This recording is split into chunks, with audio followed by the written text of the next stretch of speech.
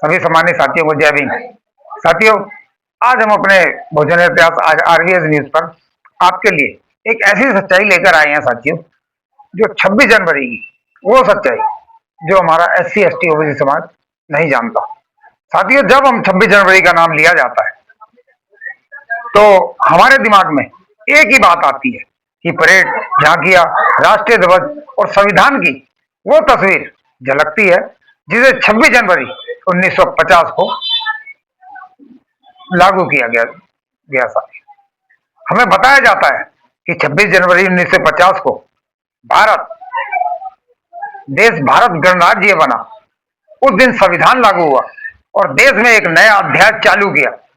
लेकिन इस इतिहास में एक ऐसा सच है जिसे या तो आधा अधूरा बताया गया या देश की एक बहुत बड़ी आबादी से साथियों छुपा लिया गया।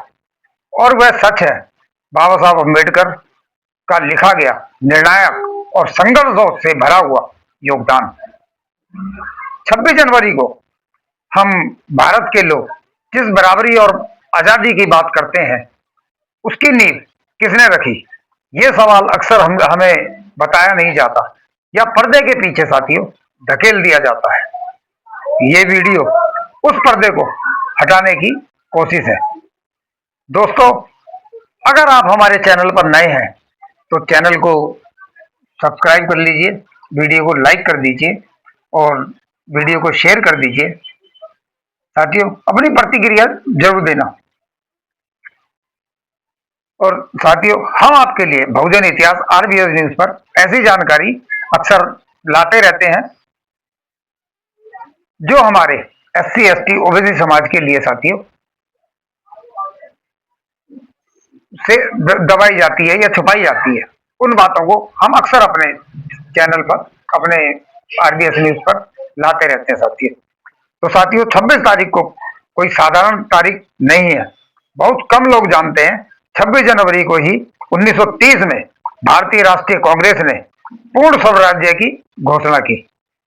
यानी ये तारीख अंग्रेजी हुकूमत के खिलाफ भारतीय राजनीति का एक बिगुल था।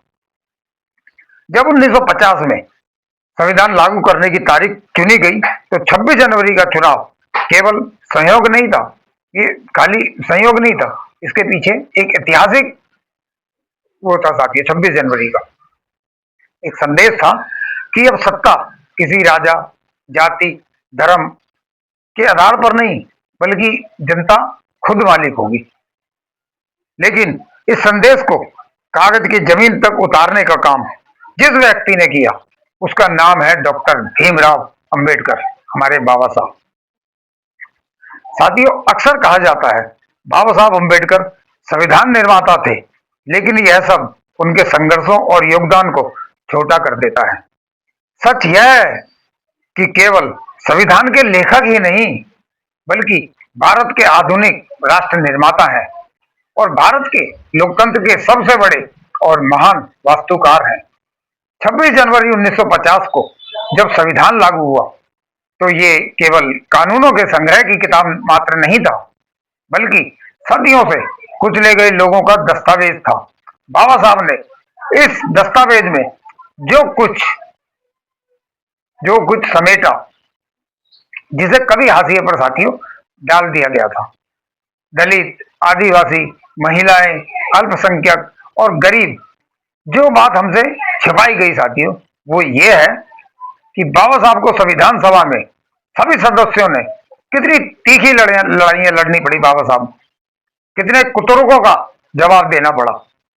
उन्हें सिर्फ अंग्रेजी हुकूमत की नजरों से नहीं बल्कि भारत समाज के भीतर जातिवाद सोच से भी साथियों लड़ना पड़ा।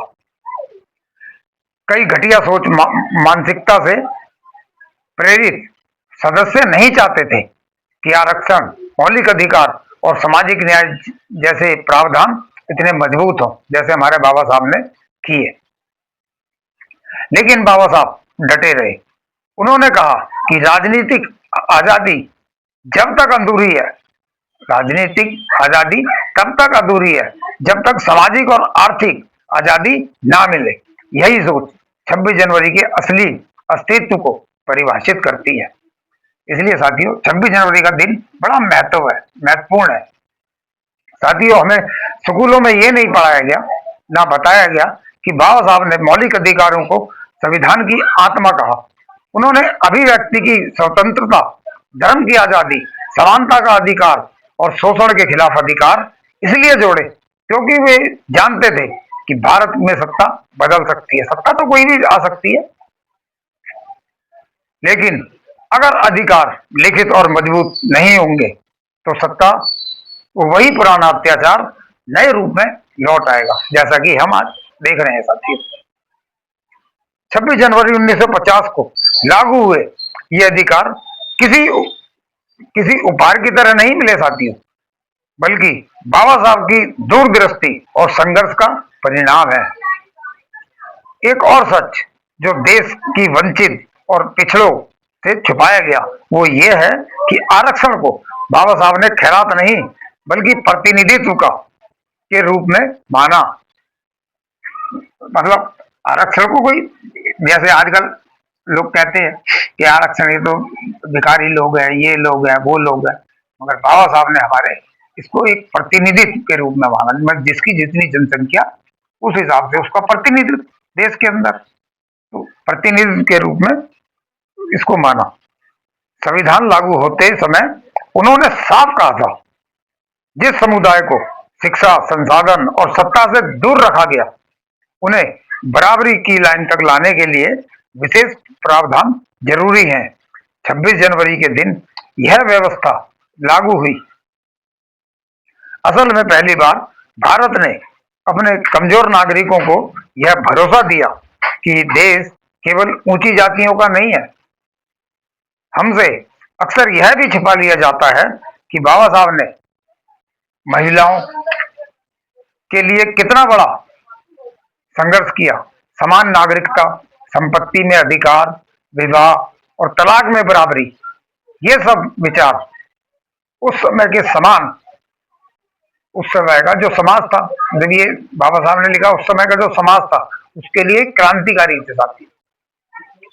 जो आज कहते हैं बाबा साहब ने कौन सी लड़ाई लड़ी है, ये भी एक लड़ाई थी जो बाबा साहब ने अपने ही देश के सांप्रदायिक सोच के खिलाफ लड़ रहे थे बाबा साहब हमारे, और ये लड़ाई उस लड़ाई से कहीं महत्वपूर्ण थी।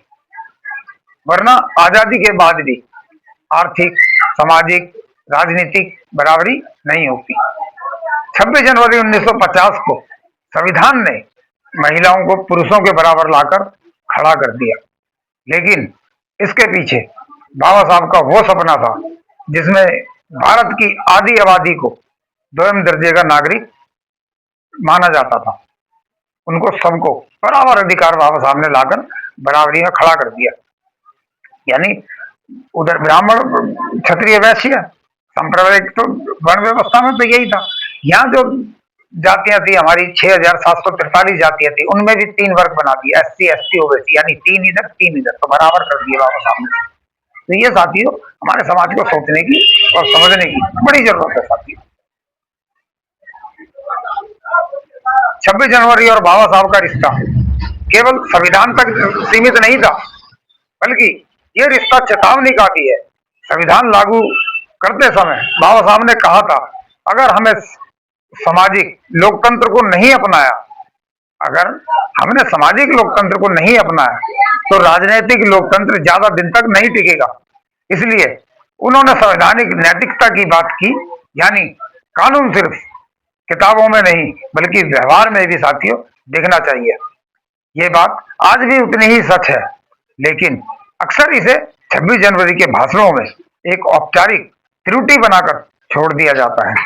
साथियों हमें यह भी नहीं बताया गया कि भारत ने धर्मनिरपेक्षता को संविधान में कितनी मजबूरी में से जोड़ा गया, कि बाबा साहब ने धर्मनिरपेक्षता को कितनी मजबूती से इसको जोड़ा है साथियों। आज पूरे हमारे भारत का कोई धर्म नहीं है, पूरा धर्मनिरपेक्ष भारत है, फिर भी आज हम देखते हैं, आज 2025 में हम देखते हैं कि किस हिसाब से लोगों में धर्म के खिलाफ नफरत भरी जा रही है। 26 जनवरी 1950 को भारत ने अपने को एक धर्मनिरपेक्ष गणराज्य घोषित किया। यह निर्णय बाबा साहब की गहरी समझ और ऐतिहासिक अनुभवों का नतीजा था। सबसे बड़ा छिपाया गया सच यह है साथियों, सबसे बड़ा छिपाया गया सच यह है कि बाबा साहब को उनके अपने ही देश में कितनी उपेक्षा और विरोध झेलना पड़ा। संविधान लागू होने के बाद भी उन्हें लगातार निशाना बनाया गया। उनके विचारों को विदेशी विभाजनकारी और खतरनाक बतलाया गया।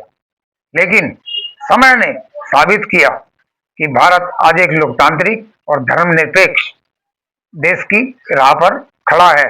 तो उनकी रीढ़ वही संविधान है जो बाबा साहब ने बनाया, जिसे बाबा साहब ने 26 जनवरी 1950 को हमारे भारत के प्रथम राष्ट्रपति राजेंद्र प्रसाद जी को सौंपा।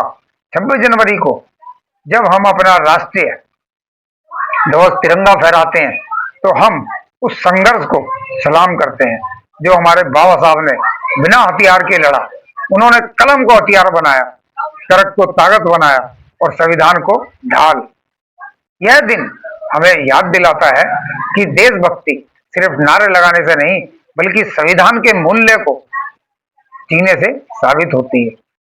आज जरूरत है कि 26 जनवरी को सिर्फ उत्सव की तरह ना मनाया जाए बल्कि आत्ममंथन के रूप में इसे देखा जाना चाहिए। साथी, हमें खुद से पूछना चाहिए, क्या बाबा साहब के सपनों का भारत हम बना पाए? क्या समानता, बंधुता और न्याय केवल शब्द बनकर नहीं रह गए? ये हमारी जिंदगी का हिस्सा है। ये आज हमें समझना चाहिए। साथी, बाबा साहब ने संविधान हमें सौंप दिया, लेकिन उसे जिंदा रखना साथियों हमारी देश जिम्मेदारी है, भारत के सभी नागरिकों की जिम्मेदारी है। अंत में 26 जनवरी और बाबा साहब अम्बेडकर का रिश्ता हमें यह सिखाता है कि इतिहास को छिपाया जा सकता है लेकिन मिटाया नहीं जा सकता। सच्चाई देर से ही सही मगर सामने साथियों आकर रहती है। आज जब हम इसे छुपाए गए योगदान की बात करते हैं, आज बात करते हैं तो सिर्फ अतीत को याद करना बल्कि इसको सही दिशा देने का संकल्प है। क्योंकि जब तक बाबा साहब के विचार जिंदा हैं, जब तक 26 जनवरी सिर्फ एक तारीख नहीं बल्कि एक चेतना है, बराबरी, इंसानियत और सच्चे लोकतंत्र की चेतना। तो आओ साथियों, आज 26 जनवरी के दिन हम लोग सब शपथ लेते हैं कि अपने संविधान की रक्षा हम अपने पुरजोर से, अपने संविधान की रक्षा हम जितना हमसे हो सकेगा अपना तन मन धन हर चीज हम अपने संविधान की रक्षा के लिए लगा देंगे। तो साथियों, सभी साथियों को हमारे गणतंत्र दिवस 26 जनवरी की बहुजन इतिहास RBS न्यूज की तरफ से बहुत बहुत मुबारक हो। जय भीम, जय भारत, जय संविधान।